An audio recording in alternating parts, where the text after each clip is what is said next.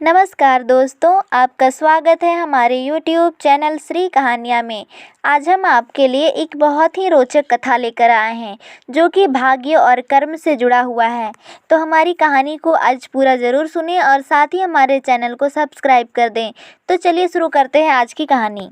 एक बार एक राजा ने विद्वान ज्योतिषियों की सभा बुलाकर प्रश्न किया। मेरी जन्म पत्रिका के अनुसार मेरा राजा बनने का योग था। मैं राजा बना, किंतु उसी घड़ी मुहूर्त में अनेक जातकों ने जन्म लिया होगा जो राजा नहीं बन सके। क्यों? इसका क्या कारण है? राजा के इस प्रश्न से सब निरुत्तर हो गए। अचानक एक वृद्ध खड़े हुए बोले, महाराज, आपको यहाँ से कुछ दूर घने जंगल में एक महात्मा मिलेंगे, उनसे आपको उत्तर मिल सकता है। राजा ने घोर जंगल में जाकर देखा कि एक महात्मा आग के ढेर के पास बैठकर अंगार खाने में व्यस्त हैं।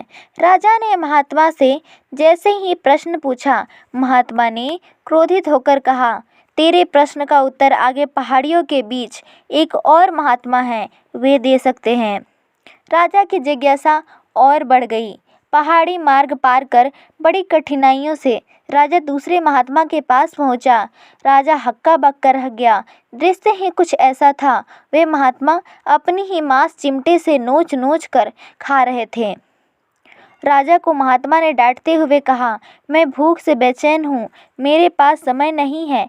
आगे आदिवासी गांव में एक बालक जन्म लेने वाला है जो कुछ ही देर तक जिंदा रहेगा। वह बालक तेरे प्रश्न का उत्तर दे सकता है। राजा बड़ा बेचैन हुआ। बड़ी अजब पहेली बन गया मेरा प्रश्न।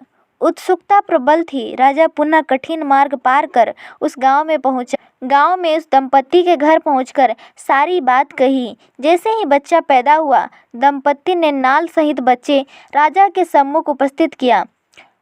राजा को देखते ही बालक हंसते हुए बोलने लगा, राजन, मेरे पास भी समय नहीं है, किंतु अपना उत्तर सुन लो।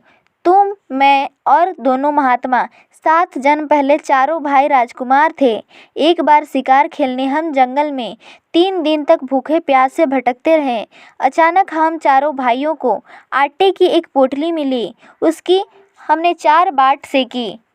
अपनी अपनी बाटी लेकर खाने बैठे ही थे कि भूख प्यास से तड़पते हुए एक महात्मा वहां आ गए।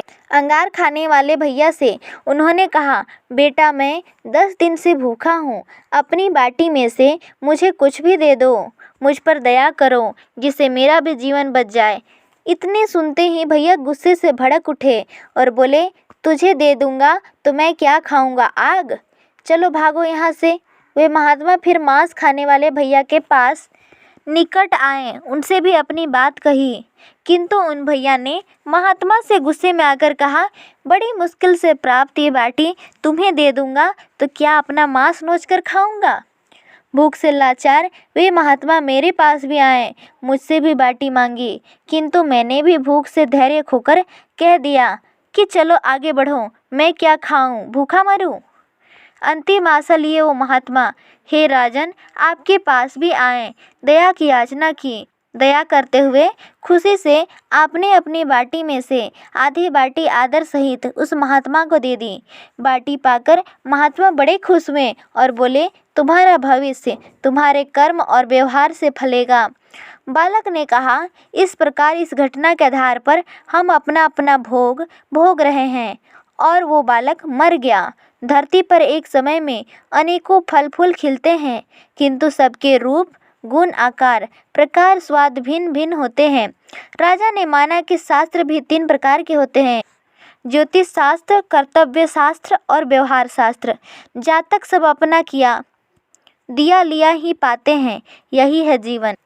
गलत पासवर्ड से एक छोटा सा मोबाइल नहीं खुलता, तो सोचिए गलत कर्मों से जन्नत के दरवाजे कैसे खुलेंगे। वीडियो को पूरा देखने के लिए धन्यवाद।